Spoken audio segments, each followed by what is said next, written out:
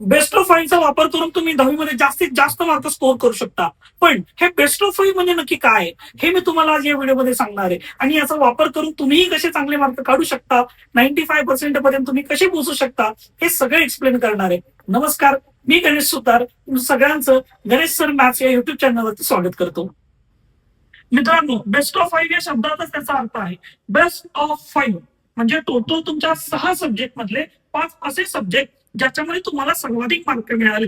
अशा सब्जेक्ट वरून तुमचा फायनल स्कोअर डिसाइड होतो. तुमच्या 10वीचे पर्सेंटेज ठरवले जातात.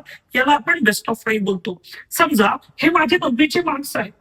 या 9वीच्या मार्क्सची जर मी ऍडिशन केली तर ती 545 होते. आणि याचं जर मी पर्सेंटेज काढलं तर ते पर्सेंटेज होतात 90.8. म्हणजे मला 9वीला 90.8% मिळाले.